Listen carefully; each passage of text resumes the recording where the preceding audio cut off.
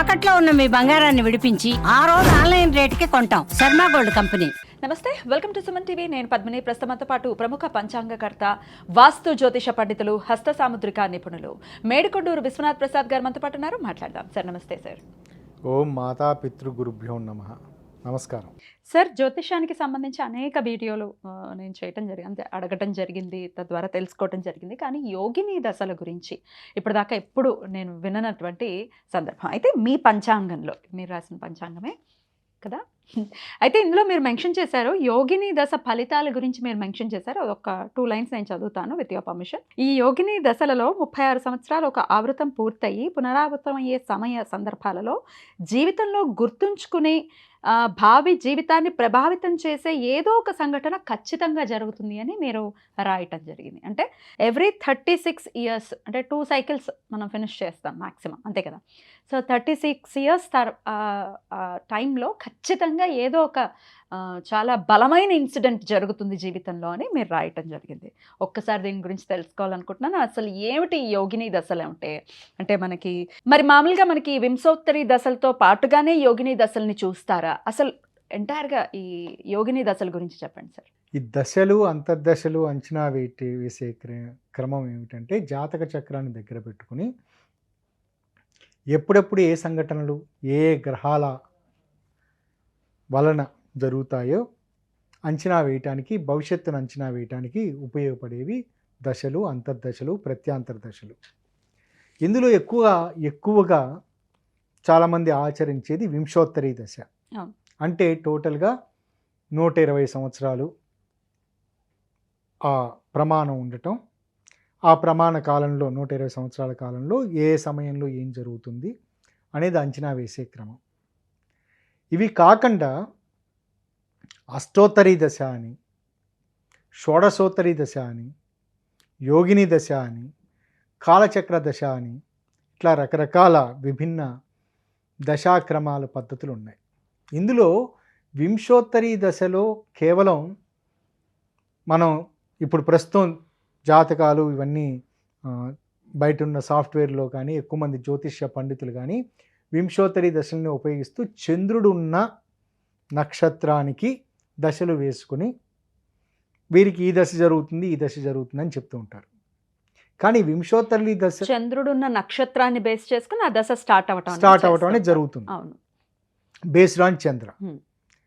కానీ వింశోత్తరి దశల్లోనే మరొక పద్ధతి ఇంకా ఎక్కువ ఈ మధ్యకాలంలో ఎక్కువ మంది ఔత్సాహికులు పరిశోధనలు చేస్తున్నది ఏమిటంటే, ఒక్కొక్క గ్రహ తత్వాన్ని అర్థం చేసుకోవటానికి లగ్నానికి కూడా దశలు వేసి, ఇప్పుడు మనం చంద్రుడు మేషరాశిలో 10 డిగ్రీల్లో ఉన్నాడు అనుకుంటే, అప్పుడు వారికి 10 డిగ్రీల్లో అశ్విని నక్షత్రం ఉంది.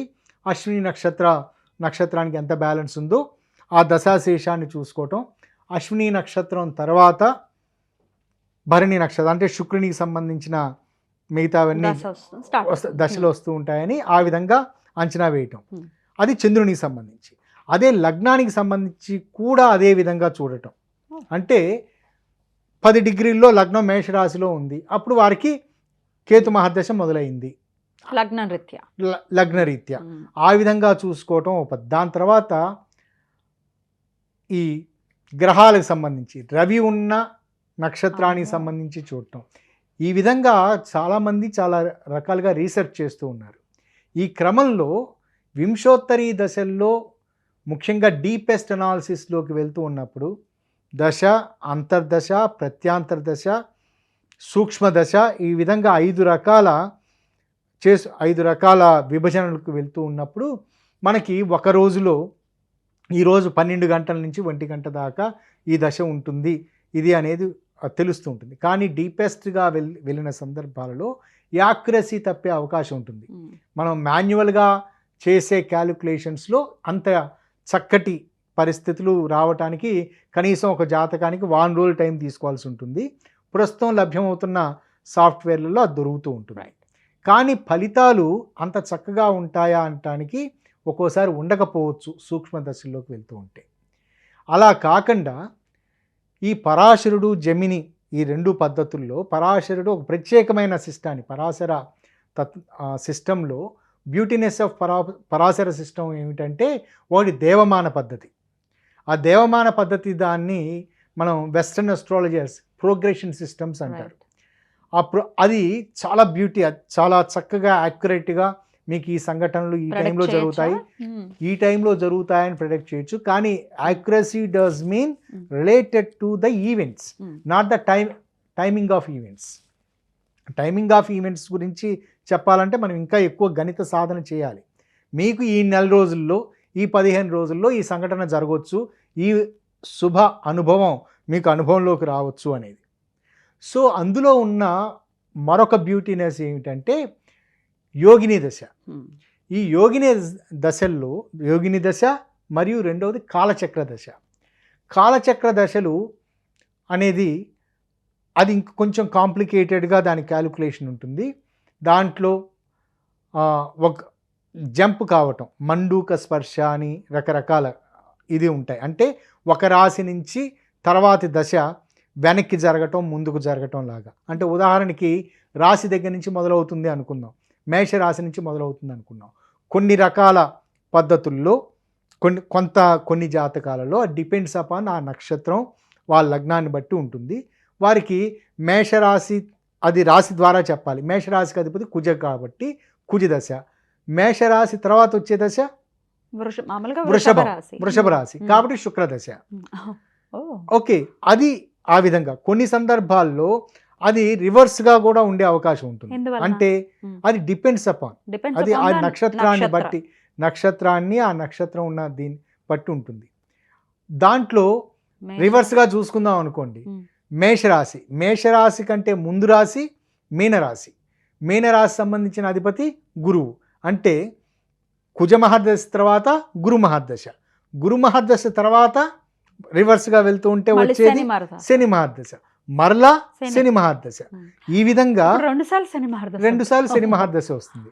ఇది ఎట్లాంటి కాలచక్రానికి ఇది కాలచక్ర దశ. ఎట్లాంటి రిజల్ట్స్ ఇస్తుంది సార్ ఇది క్యాల్కులేట్ చేయటం కొంచెం కాంప్లికేటెడ్. ప్రెడిక్ట్ చేయటానికి చక్కటి రిజల్ట్ ఇస్తుంది. వీటన్నిటికంటే యోగిని చాలా బ్యూటిఫుల్గా, చాలా చక్కగా ప్రెడిక్ట్ చేయటానికి అనుకూలించే దశ యోగిని దశ. ఈ యోగిని దశ ప్రారంభం నుంచి మొదట చూసుకున్నప్పుడు మంగళ, పింగళ ఇట్లా మొదలయ్యి మొత్తం 8 రకాల దశలు 8 పేర్లతోటి ఉంటాయి. ఈ 8 పేర్లలో కేతువుని మాత్రం కన్సిడర్ చేయకుండా మిగతా గ్రహాలని కన్సిడర్ చేస్తూ దశా విశ్లేషణ అనేది చేయటం ఉన్నది. అదే మిగతా దశల్లో వింశోత్తరి దశ కానీ, షోడశోత్తరి కానీ, అష్టోత్తరి కానీ, లేకపోతే కాలచక్ర దశలో అవి దాని నిడివి చాలా పెద్దవి. కానీ దీని నిడివి మొదట మంగళ అనేది సంబంధించింది చంద్రునికి సంబంధించి అది 1 సంవత్సరం, తర్వాత పింగళానికి సంబంధించింది రవికి సంబంధించింది 2 సంవత్సరాలు, దాని తర్వాత చివరిలో వచ్చేది సంకట అనేది రాహుకు సంబంధించింది, అది 8 సంవత్సరాలు. వీటన్నిటినీ కూడితే 1 + 2 + 3 అని మొత్తం 8 వరకు కూడుకుంటూ వెళ్తే అది 36 సంవత్సరాలు అవుతుంది. అది ఒక సైకిల్ కంప్లీట్. నిజానికి మన వింశోత్తరి దశల్లో 120 సంవత్సరాలకి ఒక సైకిల్ కంప్లీట్ అవుతుంది. అంటే ఒక వ్యక్తి 120 సంవత్సరాలు బ్రతికితే అతనికి మరలా పునర్జన్మలాగా మరలా మన చాలా మంది చెప్తూ ఉంటారు, అతను 120 సంవత్సరాలు దాటిన తర్వాత మళ్ళీ పళ్ళు వచ్చాయి, మళ్ళీ చాలా చిన్నపిల్లవాళ్ళ తయారయ్యారు అని కొంతమంది కథలుగా చెప్తూ ఉంటారు. నేనైతే చూడలేదు. కానీ అదే విధంగా ఈ యోగిని సైకిల్ పూర్తయిన తదుపరి దీనికి హస్త సాముద్రికానికి సంబంధం ఉంది. హస్త సాముద్రికంలో కూడా అంచనా వేసే టైము ఒక జాతకాన్ని, ఒక వ్యక్తి యొక్క తత్వాన్ని అంచనా వేసే టైము 36 సంవత్సరాలు. 36 సంవత్సరాల తర్వాత మరలా, అంటే ఇప్పుడు ఈరోజు ఒకరి హస్తం చూసామనుకోండి, వారు 36 సంవత్సరాల వరకు వారి జాతకాన్ని మీకు ఈ టైంలో ఈ విధంగా జరగవచ్చు అని మనం దానికి డయాగ్రామ్ గీసుకున్నాం అనుకోండి, అంటే వారు చేయి చూసింది ఒక ఫోటో తీసుకుందాం లేదా సొంతంగా డయాగ్రామ్ గీసుకుందాం అనుకోండి, 36 సంవత్సరాల లోపల వారు ఎప్పుడు వచ్చినా లేదా మనం ఎప్పుడు చూడాలనుకున్నా అదే దాన్ని చెప్పొచ్చు. అక్కడ కూడా హస్త సాముద్రిక పద్ధతుల్లో కూడా దీని యోగిని సిస్టమ్ అంటే యోగిని సైకిల్ అనే పిలుస్తారు. అలానే మంత్రశాస్త్రానికి సంబంధించి తంత్రానికి సంబంధించి కూడా ఏదైనా శాంతి విధానాలు ఆచరించడానికి యోగిని సైకిల్ అనే పదప్రయోగమే చేస్తారు. సో యోగిని దశని ఆధారం చేసుకుని మంత్రం ఇవ్వటం కానీ అలాంటిది ఉంటుందా? యా, యోగిని ఇక్కడ మంత్రాన్ని వాళ్ళ భవిష్యత్తును అంచనా వేయటానికి, వాళ్ళకి ఏదైనా రెమెడీ ఇవ్వటానికి, వింశోత్తరి దశల్లో రెమెడీ ఇవ్వటానికి కేవలం దశ అంతర్దశల ప్రకారం కన్సిడర్ చేయలేం. రైట్. కానీ యోగిని దశలు తీసుకుంటున్నప్పుడు ఉదాహరణకి చాలా ఇబ్బందికరమైన దశలు అంటే శని రాహుకు సంబంధించి ఉల్కా అనే పదం ప్రయోగం ఉంటుంది. అంటే శనికి సంబంధించి, రాహు సంబంధించి రాహు అని, ఇది సెట్ టు బి, ఇది చాలా మ్యాలిఫిక్గా పీరియడ్ అని చెప్తారు, ఇబ్బందులు పెట్టే పీరియడ్ అని ఉంటుంది. కాబట్టి ఒకవేళ రాహు దశ అంటే సంకట దశ జరుగుతూ ఉన్నప్పుడు అందులో ఉల్కా అంటే శని అంతర్దశ జరుగుతున్న, దీంట్లో కూడా అంతర్దశలు ఉంటాయి అంతే కదా, దాన్ని డివిజన్ చేసుకుంటున్నప్పుడు సంకట దశలో ఉల్కా అంతర్దశ జరుగుతూ ఉన్నప్పుడు ఇబ్బందులు ఉంటాయి, ఖచ్చితంగా ఇబ్బందులు ఉంటాయి, irrespective of placement of Shani and Rahu.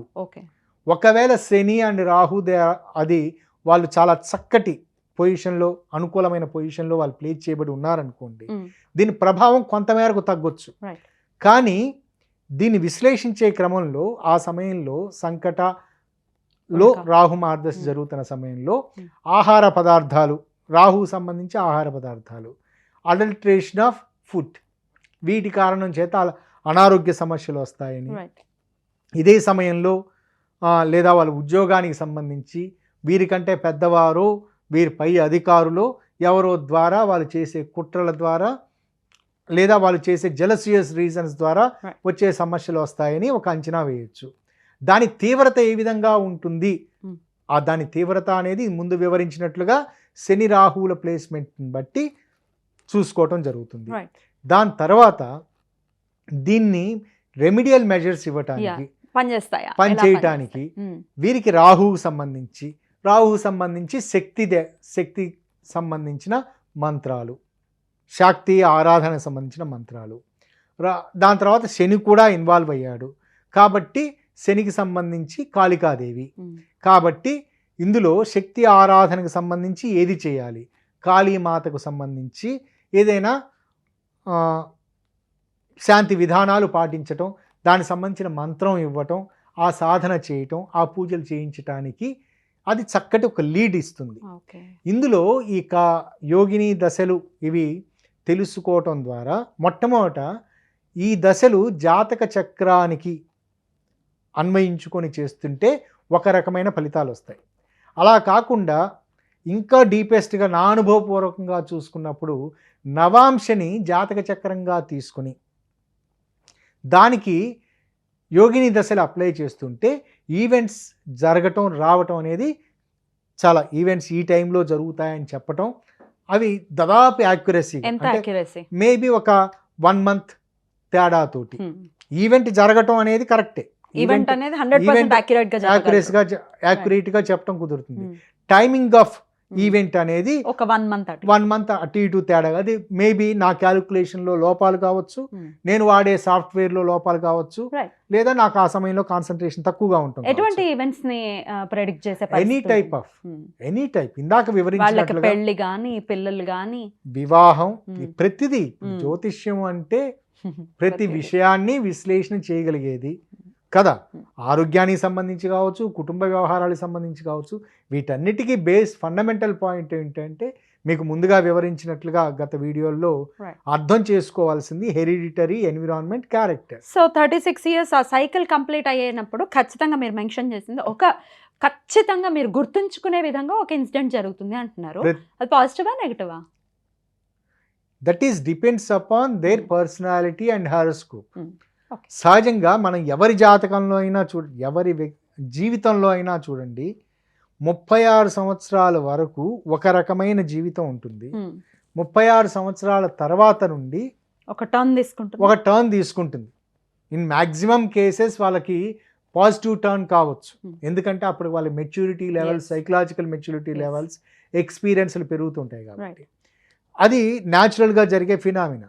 కొన్ని సందర్భాలలో నెగటివ్ కావచ్చు. 36 సంవత్సరాల వరకు ఇది ఉండటం వలన మెచ్యూరిటీలో అంటే చాలా ఉధృతమైన స్థాయిలో వాళ్ళు ఉండి చాలా అనుకూలంగా డబ్బులు సంపాదిస్తున్న సమయం ఉండి ఒక్కసారిగా దానికి అలవాటు పడి వాళ్ళకి రాంగ్ స్టెప్ జరగవచ్చు. కానీ ప్రతి ఒక్కరి జీవితంలోనూ యోగిని సైకిల్ ఒక సైకిల్ పూర్తయిన సందర్భంలో ఖచ్చితంగా ఒక ముఖ్యమైన వ్యక్తి పరిచయం కావటం, ఆ వ్యక్తి ద్వారా ఏదైనా ఉపయోగం జరగటం, లేదా ఒక కొత్త సంస్థలోకి ప్రవేశం కావటం, లేదా ఒక కొత్త రకమైన విద్యలోకి వెళ్ళటం, లేదా అప్పటి వరకు వాళ్ళు ఉన్న విద్యలో ఒక్కసారిగా వారికి గుర్తింపు రావటం. ఇప్పుడు ఎంతో కాలంగా సంతానలేమితో బాధపడుతున్న వారికి 36 సంవత్సరాలు దాటిన వెంటనే సంతానం కలగటం, అంతవరకు చాలా ఇబ్బందికర అనారోగ్య సమస్యలు ఎదుర్కొంటున్న వారికి స్వస్థత రావటం, ఇటువంటివి రావటం, వివాహం కాని వారికి ఆ సమయంలో వివాహం కావటం. నెగటివ్ సైడ్స్ అయితే దీనికి ఆపోజిట్ గా జరగచ్చు. వివాహం విచ్ఛిన్నం అవ్వచ్చు, లేకపోతే సడన్ గా ఏదైనా ఆరోగ్య సమస్య అప్పటి నుంచే స్టార్ట్ అవ్వచ్చు. నెగటివ్ సైన్ గురించి వచ్చినప్పుడు నెగటివ్ సైన్లు జరిగే అవకాశాలు తక్కువగా, మేబీ 30% అని చూడాలి. ఎందుచేతనంటే ఆ టైంకి మెచ్యూరిటీ లెవెల్స్ పెరుగుతాయి. సార్, ఆరోగ్యపరమైనటువంటి సమస్య రావడం, ఆరోగ్యపరమైన సమస్యలు వచ్చే అవకాశం ఉంటుంది, ఎందుకంటే వయసుతో పాటుగా. ఇందులో ఇది ఎంత యాక్యురేట్గా పనిచేస్తుంది అని అంచనా వేయటానికి ముందు వివరించినట్లుగా రాశి చక్రానికి కాకుండా నవాంశ చక్రానికి యోగిని దశలు అప్లై చేసినప్పుడు చాలా అనుకూలమైన ఫలితాలు వస్తాయి. Right sir, beautiful. చాలా కొత్త సబ్జెక్ట్ ఇది, కొత్త టాపిక్ ఇది. అయితే ఒక్కొక్క దశ గురించి కూడా మనం ఫ్యూచర్ ఎపిసోడ్స్లో మాట్లాడుకోవచ్చు. ఫ్యూచర్ ఎపిసోడ్స్లో ఇంకాస్త వివరంగా మాట్లాడుకుందాం. ఇప్పటికైతే చాలా బ్యూటిఫుల్గా మాకు ఎక్స్ప్లెయిన్ చేశారు సార్. కృతజ్ఞతలు. నమస్తే. నమస్కారం.